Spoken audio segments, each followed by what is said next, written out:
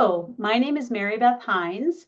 I'm so excited to be the host of Keys for SLPs, Learning from Legends series in honor of ASHA's 100th anniversary. Today, I am joined by a co-host for this episode, Christina Liem. Before we get started, we have a few items to mention. Here are the financial and non-financial disclosures. Mary Beth Hines is the host for Keys for SLPs and receives compensation from Speech Therapy PD. Christina Liem Jennings is an employee with the ENT Physicians Group at Loma Linda University. She receives compensation from Speech Therapy PD for co-hosting this podcast miniseries. Dr. John Ashford receives an honorarium from Speech Therapy PD for participating as a podcast guest. Dr. Catriona Steele receives an honorarium from Speech Therapy PD for participating as a podcast guest. Now let's meet our guests, Dr. John Ashford and Dr. Catriona Steele. Dr. John Ashford is Education Director and co-owner of SA Swallowing Services. He is a Navy veteran and a retired medical speech-language pathologist for the Department of Veterans Affairs. Previously, he was a tenured associate professor at Tennessee State University and adjunct assistant clinical professor at Vanderbilt University School of Medicine. He was also a guest professor at Dar al-Hekma University in Jeddah, Saudi Arabia. He is a published and member of ASHA for 58 years. His professional interests include understanding factors associated with pneumonia development in patients with dysphagia and educating and training providers of FEES services. Dr. Catriona Steele is an ASHA-honored clinician scientist working in the field of swallowing and swallowing disorders. She has a background as a medical speech-language pathologist and is the senior scientist and director of the Swallowing Rehabilitation Research Laboratory at the Kite Research Institute, the research arm of the Toronto Rehabilitation Institute, University Health Network. She is a professor and Speech-Language Pathology Rehabilitation Sciences Institute at the Temerity Faculty of Medicine, University of Toronto. Professor Steele holds research funding from the National Institutes of Health, as well as several active industry partnerships. She is the chair of the Canada Research in Swallowing and Oral Food Processing Tier 1. She was a founding member of the Board of Directors for the International Dysphagia Diet Standardization Initiative and served on their board from 2012 through 2023. Dr. Steele is the immediate past president for the Dysphagia Research Society. Welcome, Dr. Steele and Dr. Ashford. We are so excited to know you a little bit better and to learn about your career, your research, contributions to our field, and perspectives on the fields. Thank you for having us. Yes, thank you very much. We're looking forward to this. So to get us started for fun, and we'll keep it short, would you like to tell us something about yourself that people may not know? And we can start with, how about ladies first, Dr. Steele? Sure. Well, thank you.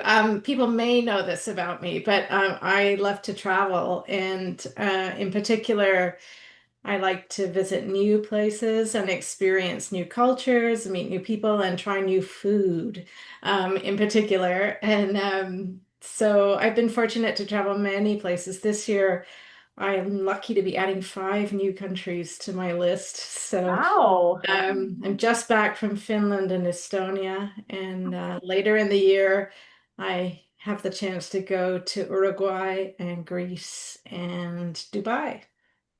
John, I haven't been to Saudi Arabia yet. So. You must go.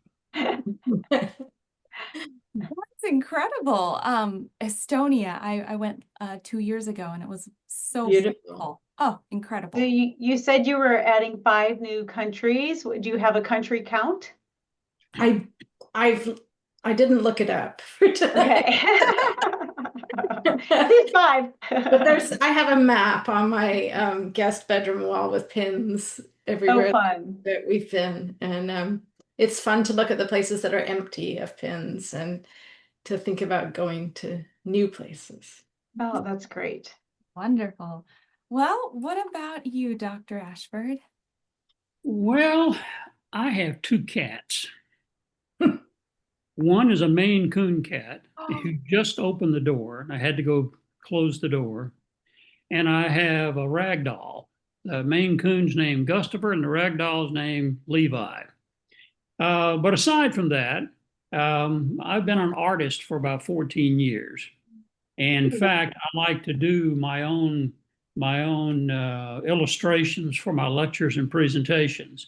I guess that's kind of weird, but I really do like that. I really enjoy it. And I also, my wife and I love to travel. We just returned from Italy, and in fact, last week, and Malta. So we too have traveled quite a bit, both professionally and personally. And like you, Catriona, we do love it. There's no doubt about that. Yeah. Oh, that's wonderful. I think traveling is so important for everything about us as humans, right? And I too have two cats, Dr. Ashford. Oh, you do, huh? Yeah, but not probably as big as yours. Mine are big. Mine are big. There's no doubt about it. Well, that's great. What is your preferred medium as an artist? I do oil on canvas. I've done a little bit of watercolor, but actually what happened was that I retired, and I had always wanted to take an art course, but I never had time to do it. And so I started taking a little course here, a little course there, and next thing I know, I'm doing more. And so I'm in with a group of people. We've been together a long time, and we do art every Monday morning, and it's a lot of fun. Well, inspirational for sure. That's great. All right, well, let us dive into SLP. So tell us about your journey. This is always one of my favorite questions. What led you to the field of SLP, your early career, and why or how you chose your area of interest? Should we keep with the same order? Sure. Sure. Okay, so I actually thought I was going to pursue a music career, but in high school I had to do that careers exercise where there was a computer program at the time, and it churned out a bunch of professions that it thought were suited to my answers. And there were only two on the list that remotely interested me, and one was something to do with law, and one was speech-language pathology. And my mom was an OT, and she thought I would like speech-language pathology. So I decided I would do that. And I don't think I really knew what it was. And I feel really fortunate that it turned out that I really did love it when I got to do my training. And in my undergraduate, here in Toronto, we have the Aphasia, what's now called the Aphasia Institute, which is world famous for community building in people with aphasia and supported conversation for aphasia. So I got to volunteer there. And thought I would do aphasia. And then when I did my master's degree, I learned that we did swallowing, which I hadn't known before that. And in my final clinical placement, I got to do a lot of video fluoroscopy, and I just loved it. And I never turned back from that. So that was my journey in. Oh, that is wonderful. And where were you doing your master's degree when you discovered video? In Toronto. I ended up, not really by design, but doing all of my degrees in Toronto. And I'm still here. Wonderful. Wonderful. Okay. And Dr. Ashford, how about you? Well, kind of like Catriona, I started out in high school, and I was taking public address courses, doing speeches and things like that, and did pretty well at them.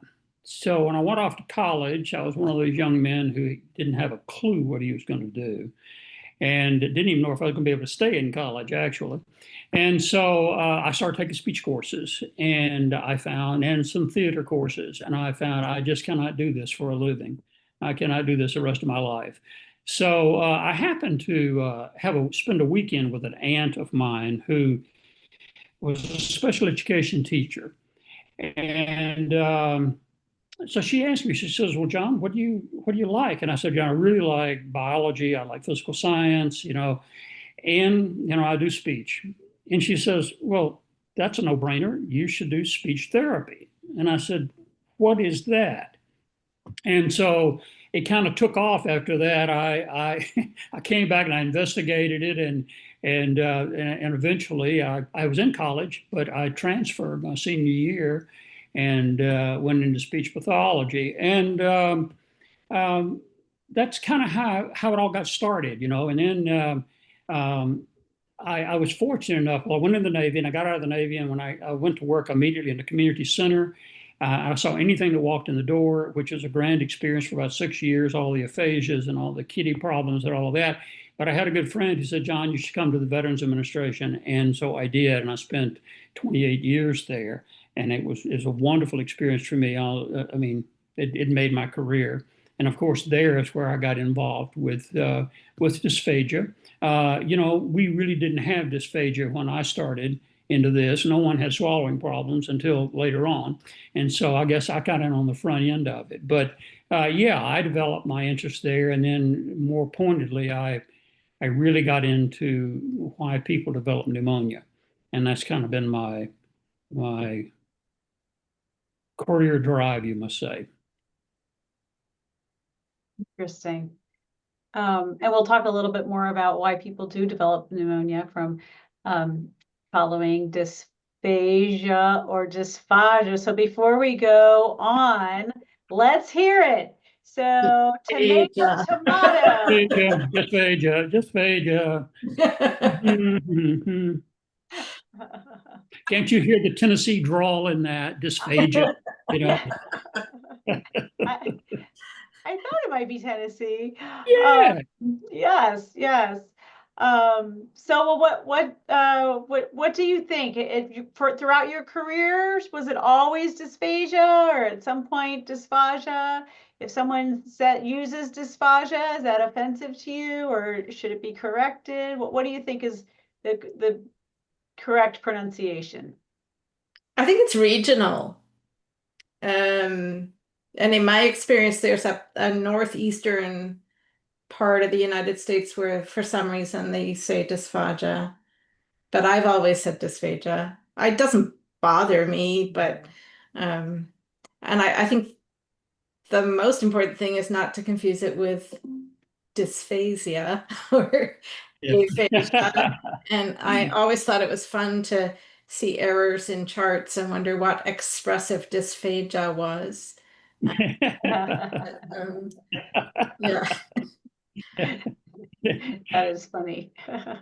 Only Well, I think I looked it up. I thought, well, what is it? Dysphagia is dysphagia. And so somewhere along the line, I looked it up, and they said dysphagia is the #1 pronunciation and dysphagia is second. Now, I cannot give you a reference for that, but anyway, that's kind of how I've stayed with it. So. And I think Dr. Logeman said dysphagia. Did you? Oh, yeah. She did. She did. In fact, she would have corrected people. She would, okay. Well, yes, she would. Well, thank you for sharing your journey, and special thanks to your aunt or your aunt, who recommended the field for you. And all of us take those tests, and I'm really happy that this time it worked out, and your mother helped lead the way for you on that. So, so happy that you both have had such wonderful careers, and you're here with us now to share a little bit about it. So, Christina, I think you have the next question. Yes, I do. So the question is, how has the treatment of swallowing disorders evolved in the field of speech-language pathology through the years, and especially throughout your careers? John, do you want to go first this time? Sure, I can. Well, as I said earlier, we didn't have dysphagia. No one had dysphagia when I came into the profession. And so, like I said, I kind of feel fortunate because I was on the front end of this thing. And I have to really give a lot of credit to Dr. Logeman for this. But really, where it all started for me was with Dr. George Larson from the VA in Seattle, Washington, who wrote the first paper really on dysphagia and with neurogenic patients. And so I like to say that Dr. Larson is the patriarch and Dr. Logeman's the matriarch of dysphagia, and they're the ones that really brought this to us. So that's kind of where it all started with me. And as I say, I was fortunate because I was in those early years in the 70s when things really began to really develop, and almost single-handedly by Dr. Logeman, who did all the chicken dinner circuit and really brought dysphagia to the masses, SLP masses, if you will. To me, it's evolved out of that, and of course, I have to put in here that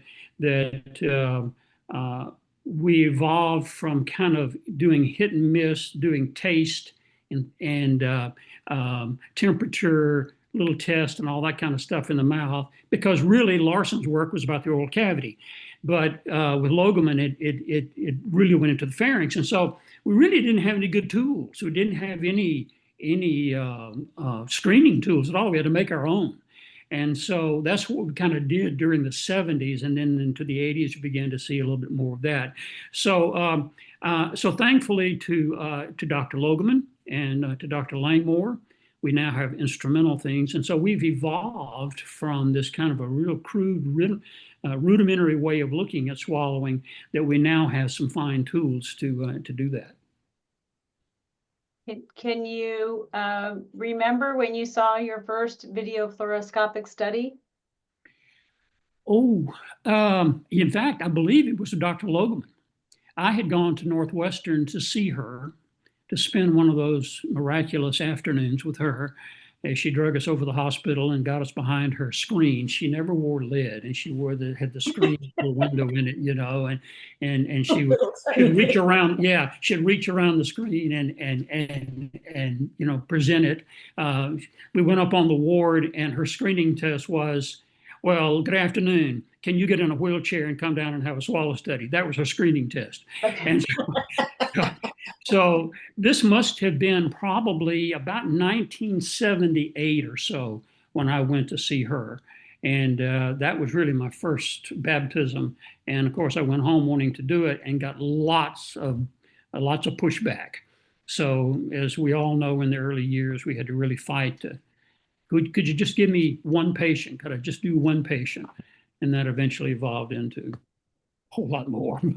But that's kind of how it all got started for me. That's the first one I did. So fascinating. I mean, wow, to be able to do it with the legend. Yeah. She was a legend. She was in charge. Believe me, she was in charge. I mean, we just kind of like little geese going behind her, just watching her. But it was such a new experience too. Be able to go to radiology. Wow, that was a big deal. So yeah, it was quite the experience. So interesting. Thank you for sharing that. And what about you, Dr. Steele? Yeah, well, thank you, John, for setting that stage. So I graduated in 1991 with my master's degree, and I didn't realize how new dysphagia was at the time. But as I've watched it and been fortunate to be part of it, I think the biggest evolution I've seen is towards standardization. So whether that's the stimuli that we use or the protocols that we use, the barium and how we prepare it, or now we can buy Veribar, and even sort of standards that have emerged around reporting and reporting both assessment results, but also in research. And so it's really amazing to be able to be part of that and see it unfolding and improving. I think we recognize the importance of standardization, and it's allowed us to measure change in our patients.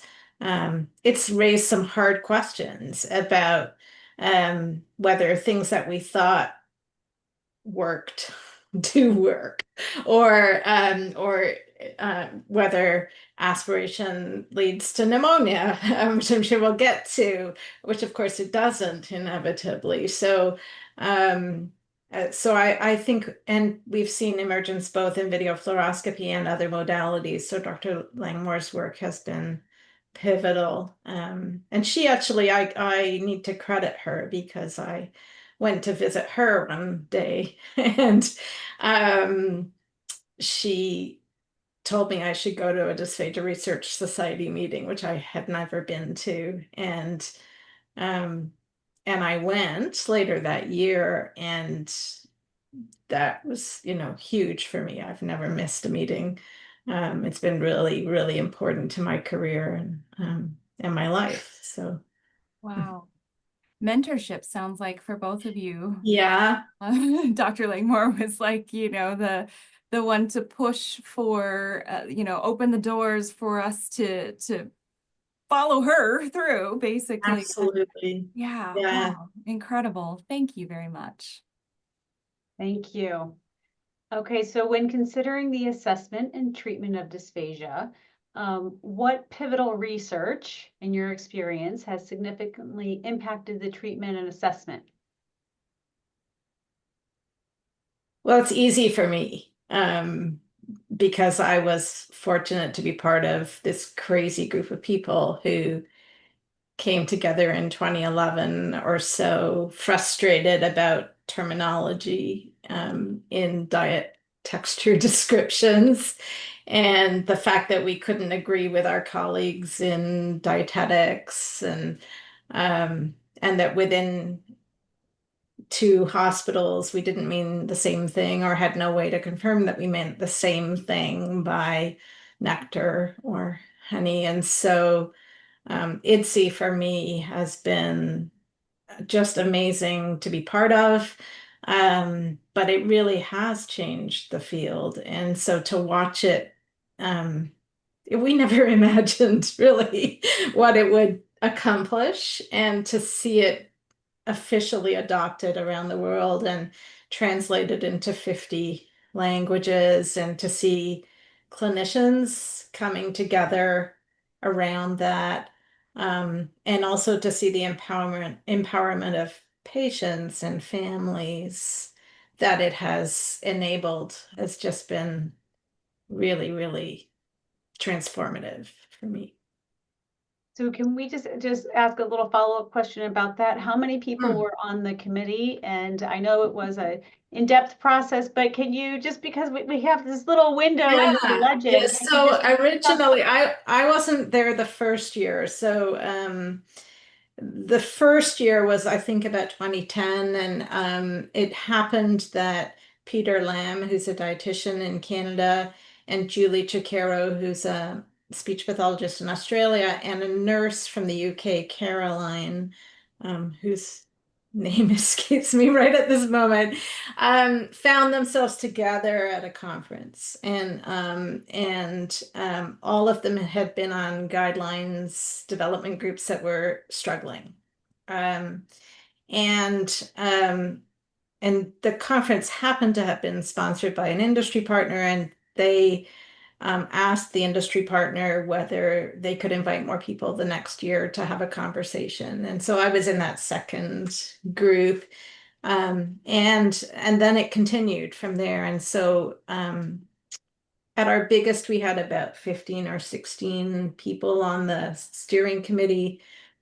And in 2015, we sort of had this breakthrough moment where we had, it's an international group that's important and interdisciplinary, and we all gathered in Vancouver, actually, in a hotel, and brought with us our favorite measurement methods, low-tech measurement methods. So we had line spread devices, and we had consistometers, and those line spreads that were like dartboard kind of pages, and we just played with liquids. We'd also brought all sorts of thickeners and liquids, and we played, and we had this breakthrough where we realized it was a continuum.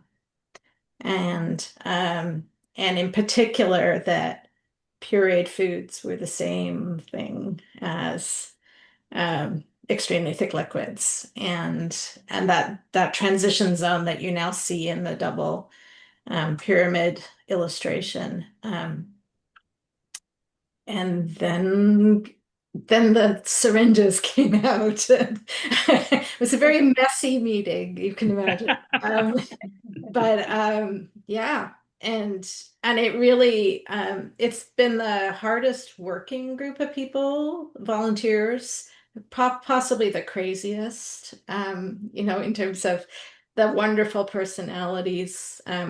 Everybody is a foodie in that group, and it's always over dinner conversation about which IDSI level is this thing that we're eating or drinking.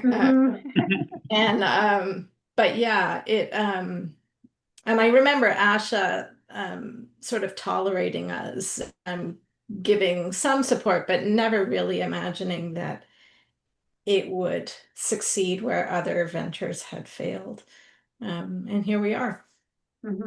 What do you think the difference was? What was the key to the success where it had failed? Yeah, I would say that the focus has always been on the patient, not on the profession, right? This isn't about which profession is right.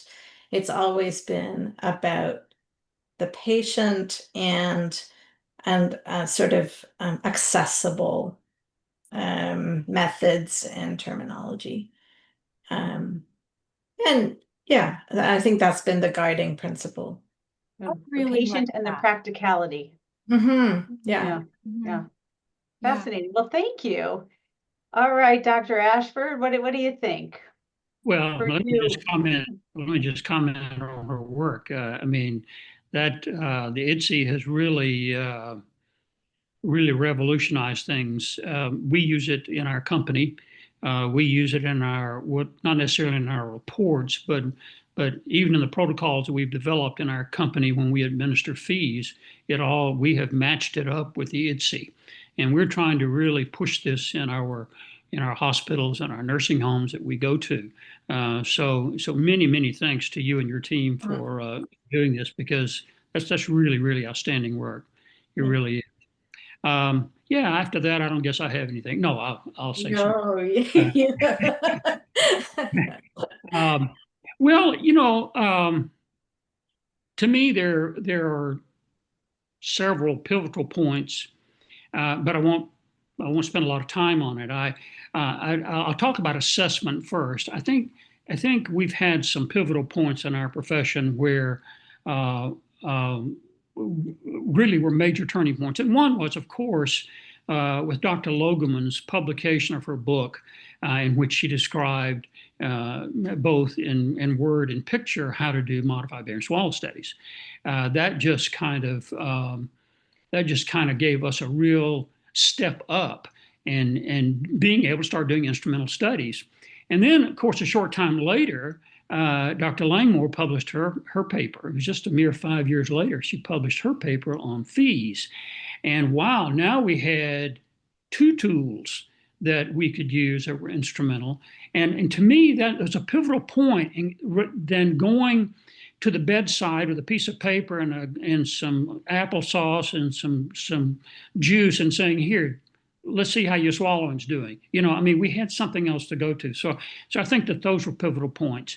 I think Dr. Jay Rosenbeck and his colleagues in their publication in 1996, where they talked about the penetration aspiration scale. Now you were talking about doing some standardization. You were talking about really putting some meat to something here.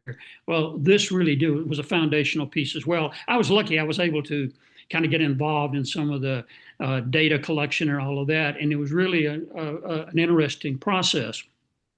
And then, of course, I can't go on without mentioning Dr. Martin Harris's work in MBS-IMP. And a pivotal point. because here she really gave some structure to the MBS, which is hard to do. I mean, you're in a radiology suite, and it's difficult to, some people splash things together. No, we had to have something better than that. And so she did real well. And I'm not going to say this because she's on the panel, but we have to recognize Dr. Steele's contributions. I mean, we do. Their normal swallow physiology work and her intervention Parkinson's disease and those things. I mean, thank you very much for the work that you've done. Yeah. Thank you. And then I think I'd have to be remiss here if I didn't mention the late Dr. Steve Leader. I think Dr. Leader was a pivotal. He was a man who made pivotal points in our profession. He brought the clinic to the people in his research, and he and Dr. Suter and doing their Yale Swallow protocol, I think really gave us a nice instrument here. But I think the piece with him that really was with me, because I have an interest in aspiration, was his 2011 paper on silent aspiration and the volume dependency of that. That began to give us some pause here to think about aspiration and the significance of silent. Oh, maybe it's just not neurological. Maybe it is volume dependent. And so I thought that was really good too. And I'm gonna call out my old buddy here, Joe Murray, Dr. Joe Murray, for his early work in dysphagia and some of the publications he made, secretion scales and things like that. So from an assessment point of view, I mean, I have to say all of these were pivotal points for me. Now, when it came to aspiration pneumonia, that was a whole different ball game, a whole different thing here, because I started out with saying, how do people develop pneumonia when they've got a blood vessel that popped in their brain? I don't understand that.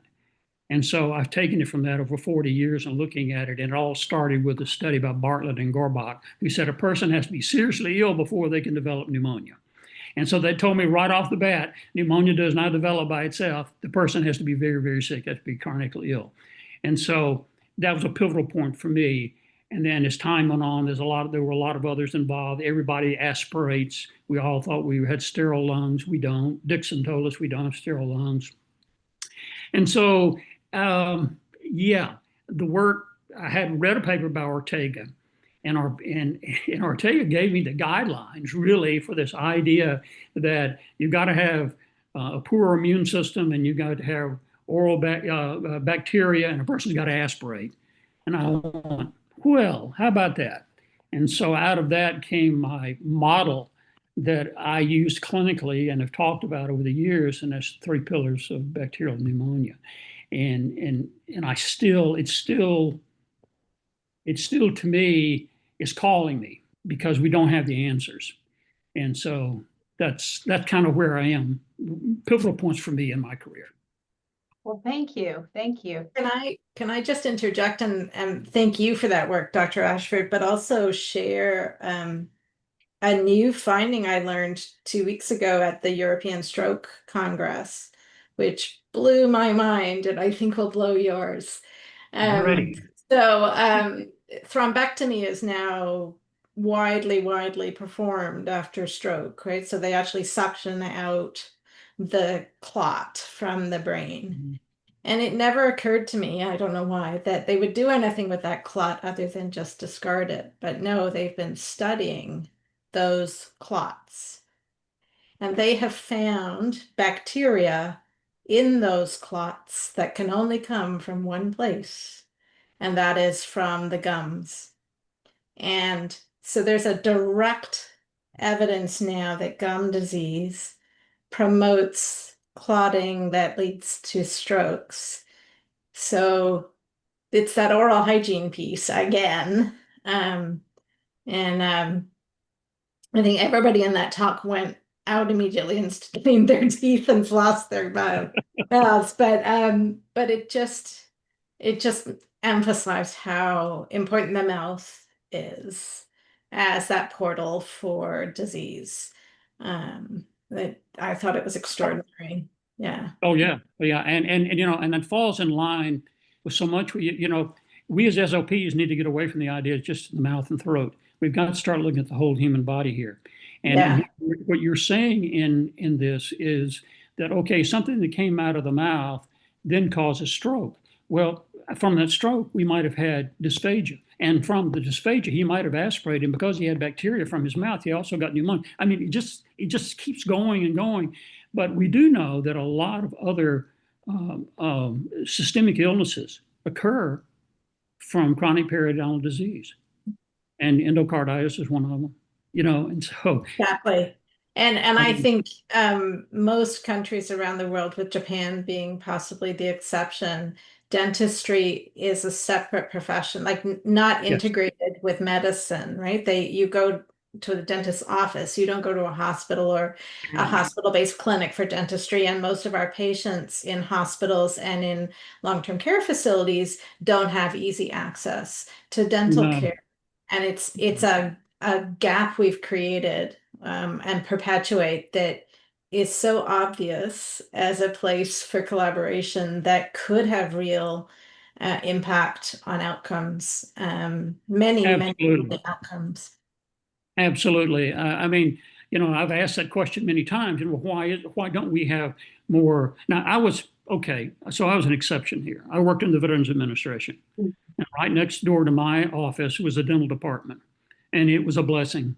It was so nice to be able to work with the medicine side and the dental side, and we had a lot of collaboration. But I asked the question, well, why on the outside don't we have it? And here in the United States, it says, well, because Medicare, did not include this early on, when the formulation of Medicare came about, and so we're paying the price.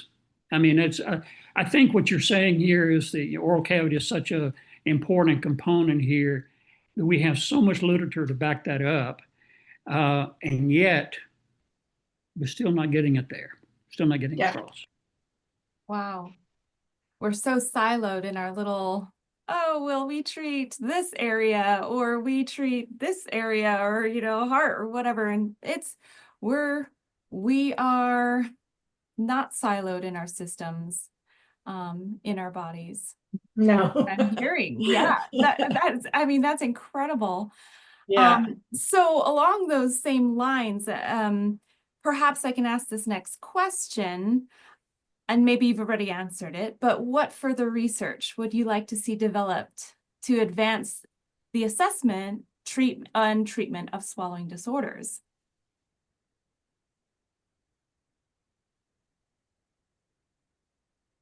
You want to start that? Yeah, well, I think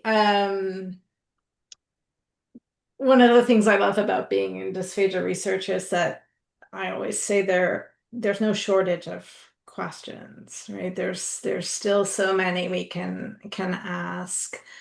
But I think I went back to do my PhD because I was frustrated as a clinician. And I was frustrated that we would spend all this time doing detailed instrumental exams, which I love. But then we would have like one generic intervention, which was compensatory and was about prescribing or recommending a diet texture. And so I was very inspired around the time I went back to do my PhD by Dr. Maggie Huckabee's work in therapy. And she kind of had a bit of magic, or it seemed like she had a bit of magic, and I wanted to do that too. And I imagined at the time that I was going to do a randomized control trial of therapy. And I'm so glad my supervisor talked me out of it, because they're really, really challenging to do. And in particular, I struggle with this tension between the fact that high levels of evidence, as we understand them, involve large groups of people who are theoretically all equally likely to benefit, and are similar. And that doesn't really resonate with the individuality of the complexity of the dysphagia that we see in each patient. And dysphagia after stroke is not a single homogeneous thing for which we can say, oh, treatment X,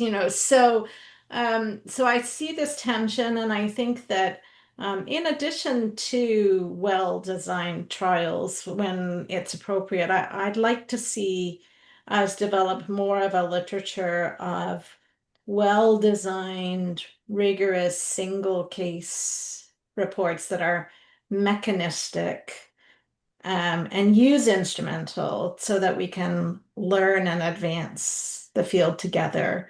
And I personally, I think it's more likely that we will see common mechanisms across patients with perhaps different diagnoses than it is that we would see a stroke profile or some other disease-related profile. Because they are all heterogeneous and patients are messy. They don't usually just have one diagnosis. So that's what I would like to see. We need a Jay Rosenbach to be the editor on a series of case studies, because there's people who email me, they always want to know if there's evidence about dysphagia rehabilitation in rare disease such and such, and there isn't. That's the truth, and there won't be without that kind of approach. I had never ever thought about a series of case studies with specific diagnoses or etiologies, or fascinating. Actually, I would love to see that too. Yeah. Thank you for that. All right, what about Dr. Ashford? Dr. Ashford? Yeah. Well, boy, am I glad she went first. I have it written down on a piece of paper here that what I think we need to see is that dysphagia is not a single concept. It is not just a one-time shot. I mean, dysphagia is not dysphagia. And one size doesn't fit all. Now, dysphagia is one thing, but my interest is further than that. My interest is in, well, okay, so you have dysphagia. Are you going to get, pneumonia from this? And are you going to get adult respiratory disease? And you're going to get sepsis? Is this what you're going to do? I think that we need to look, as you were saying here, I would like to see more research into the consequences of aspiration from dysphagia in different patient populations. And your single subject design would really address that kind of thing. Now, I say that as an example. We know that neurologically affected patients are different in aspiration and subsequently pneumonia than those who have a respiratory disorder such as COPD. Now, if we really get right down to it, and where my interest right now, I'm stuck in this rabbit hole, and it's called the mucociliary transport system, the mucoclearance. This is the primary protector of the lungs, not coughing, but the mucociliary system is. And when you look really deep into the literature on this, and you start looking at different types of disorders, you see that the mucus is different. You see that the cilia operate differently. You see how pathogens like pneumococcus, how they attack that mucus and can get down into the epithelium and cause inflammation, infection. Now, there's got to be something different here, of what happens with different groups of people and how this protective system is changed by disease. And right now, it's just kind of making my mind this way. But it's tremendous interest to me on this, because I think it would point directions on better how to walk into a patient's room and say, oh, this patient has chronic COPD. Oh, when I do my swallow study, these are the things I can expect probably from this patient, or here are the risks of this particular type of patient.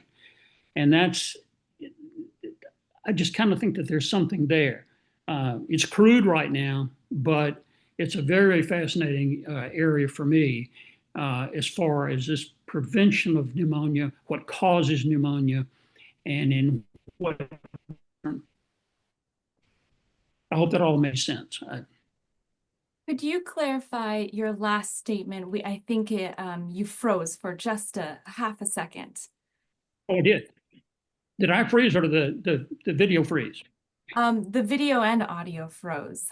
Oh, okay. Oh, now, what did I say? I said, what I'm saying here is that with aspiration, it affects, aspiration is one thing. You cannot have a pneumonia without aspiration. I don't care what kind of pneumonia it is. It's got to be, but when something gets into the airway, it's treated, it's captured supposedly by this protective system of mucus and cilia.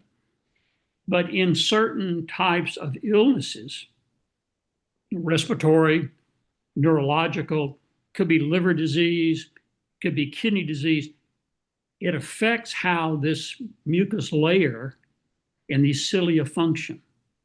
And when they slow down, if something affects it, if it dries up, then we end up getting pneumonia. Does that make sense? It does. So, Yeah. I mean, so can you clarify the role of the cilia function? It actually removes foreign Okay. object from the lungs. Okay. Yeah, it's our primary system.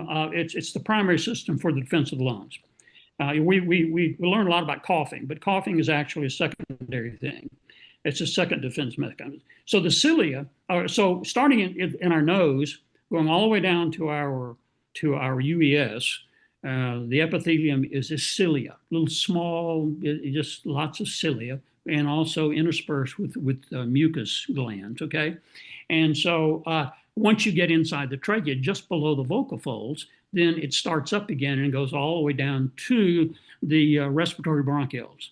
And it's very fine cilia, and they're constantly sweeping, like in the lower respiratory system, they're constantly sweeping at a 12 to 15 hertz rate.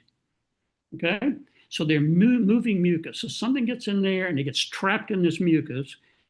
The immune system has some macrophages in it that are in this mucus, and they attack these things, and then it begins to sweep this stuff up, and you finally go, and it's taken care of. Stomach acid takes care of it. Well, when you interfere with this mucus production, or you interfere with the sweep of the cilia, then it allows pathogens time to colonize. And that's where our pneumonias begin.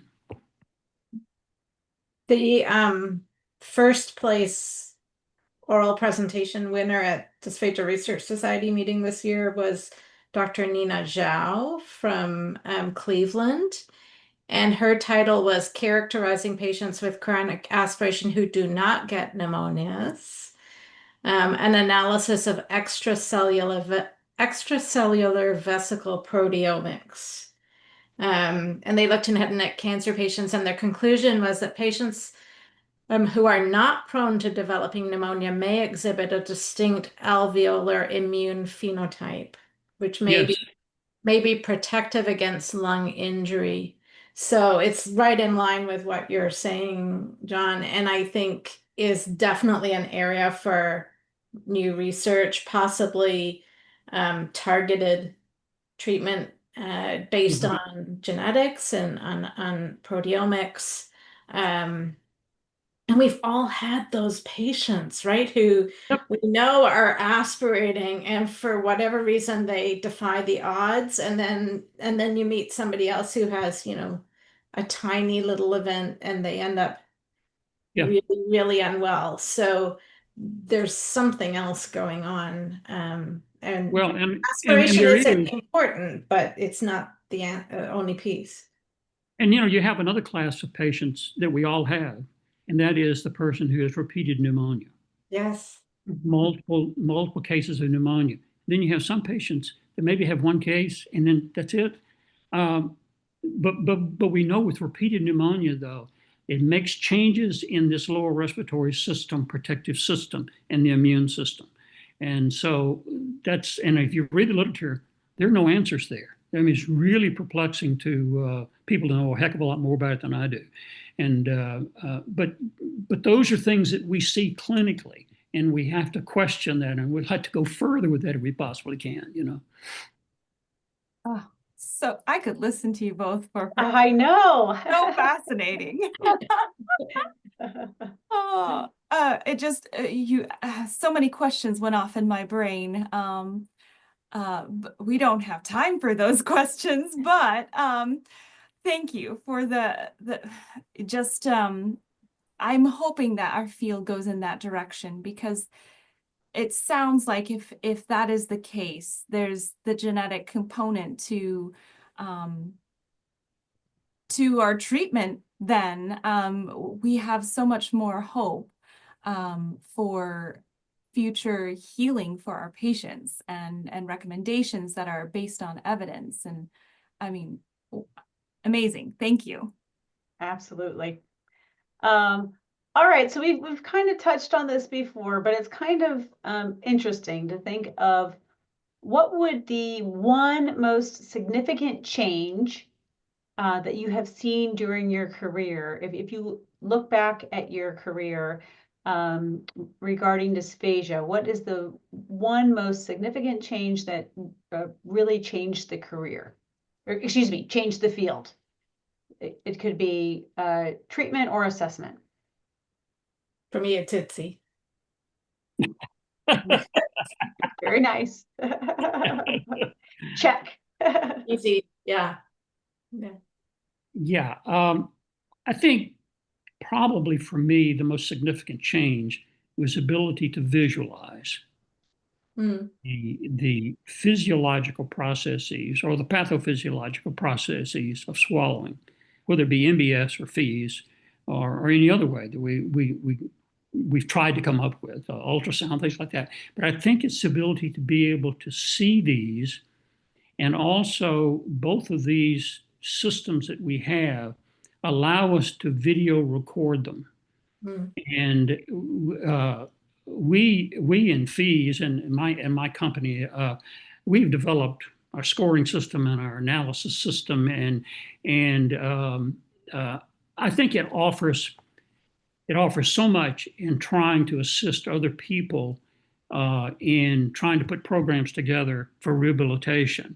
So I think that the real change point to me was the ability that Dr. Bless her heart, Dr. Logman gave us to visualize what's going on here. And then Dr. Limemore came and allowed us a different viewpoint, which is also just as valuable. You know,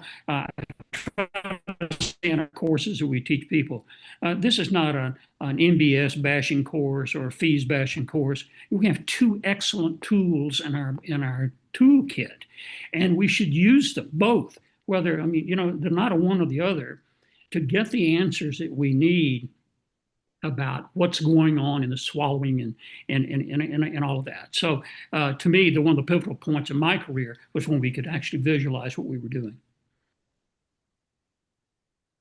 Thank you. Thank you. I can imagine that was, you know, I entered the field when video fluoroscopy was already established. And then I can remember when FEES was brought to the hospital where I was working. But I can only imagine how it was when you couldn't visualize anything at all. It was all just kind of a mystery. All right. So Christina, you want to go for the next question? So we've talked about this a little bit, but perhaps we can dive a little deeper. What further changes, if any, would you like to see in our field?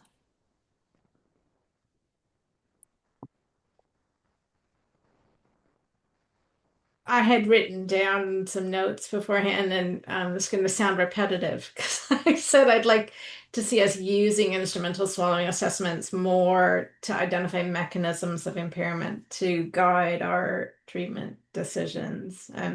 But I think it's about trying to all follow a standardized algorithm, and to then identify reasons for why we might depart from that algorithm in particular cases. But I think we will learn by adopting standard approaches, both to assessment, which I think there's been so much progress in, but then to using it to inform our treatment planning and to measuring our treatment outcomes. And there's a lot of room still to do much more of that. Definitely. And I piggyback on that by just making a comment. We travel around the world doing our training, and we really stress protocols. I mean, we have a protocol for everything.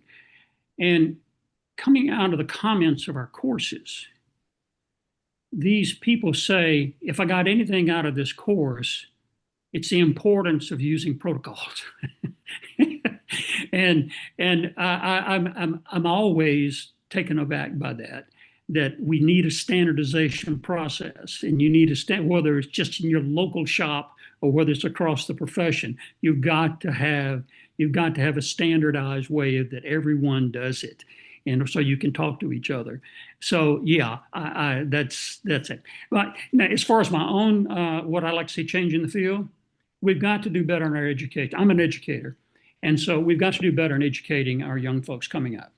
I mean, the changes need to be made curriculum-wise. And if we're going to train medical speech-language pathologists, then we need to train the medical speech pathologists. When I came up, I had very little in medical. I even saw one laryngectomy, and they told me you probably never see another one. I made a career out of working with them. But the idea is that, and again, we go around the world, and guess what we do in our courses? We give an anatomy quiz the first of the class. 22 things to identify in the pharynx and larynx. You know what the average score around the world is? 6 out of 22. Yeah. 6 out of 22. This means that we need to really stress the importance, the practicality of knowing anatomy and knowing physiology. If we're going to try to fix something, we got to know how it works, and we got to know what it's about. So I think we need to better educate the folks coming out. There was a paper that came out recently. I read it in Dysphagia Journal that talked about, there was a survey of how prepared are you? Do you feel, when you go out? And most SLPs come out saying, I'm not prepared. I don't feel like I'm really prepared. They talk to the pediatric dysphagia people, and they say, we are really not prepared. I mean, it's really, we have to learn on the job. That's not where that stuff needs to be taught. We need to be doing a better job of preparing the future in our field. I'm sorry, I'm on my soapbox. That's the way I feel about it. Well, we asked for a reason. Yeah, Yeah. definitely agree. Okay, well, we are coming up on the hour. Speaking of our young people, we're not going to have time to get to all the questions that we had prepared, but we did want to ask you, what is your advice to young people who are pursuing speech-language pathology? Well, whether it's graduate students or early career professionals. I had two things I wanted to say. So right from the beginning of my career, I had opportunity to volunteer on professional committees, whether at the, first it was my provincial association here, but then eventually ASHA and DRS and of course IDSE. And those opportunities to be in dialogue with other clinicians and be talking about issues that are important in the field and to be part of the debates is just so valuable. So I would really encourage people to look for those opportunities and to get involved, even in your hospital on a committee or your workplace. So that was number one. And then my second comment is don't stop asking questions, right? So keep asking questions and keep trying to be the devil's advocate and asking why do we think it's this way, and is there some alternative? Those would be my two recommendations. Well, my first one is an SLP in the medical realm. You've got to be a lifelong learner.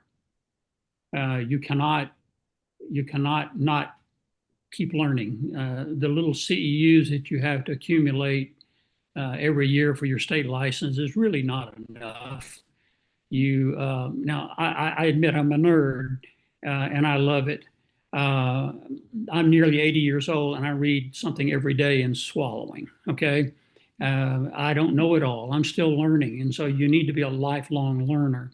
I would encourage the new people to really get a good education in anatomy and physiology and the basics of human of the human body and that sort of thing. And I don't get a dime for this. All right. You need to learn immunology. All right. This book is called Immune. You can get it on Amazon. It's by a guy's name is Philip Detmer.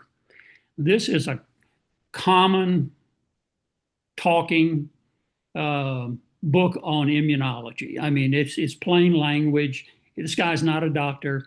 I have recommended this for several years. Every time I give a talk, I recommend it. It's what you need in the clinic to understand the immune system in your patients. And so get a copy of it. I don't know this guy, but get a copy of it and use it in the clinic. So that would be my recommendations. Thank you. It's in my Amazon cart right now. Yeah. I have a long flight ahead of me, and so 17 hours. Whoa. Well, it's good reading. It's good reading. A little heavy sometimes, but I refer to it constantly. Wonderful. Thank you so much. Interesting. Yes, thank you for that suggestion. I'll be going to Amazon shortly after this. All right. Well, unfortunately, time flies when you're having fun, and it certainly was fun to have both of you, and so interesting and educational, and learn so much in a short time. So thank you for agreeing to join us as legends, and thank you for your work in our field. We really appreciate your contributions and for advancing the field, but most importantly, advancing the field for our patients. So thank you. Thank you for the opportunity. Thank you.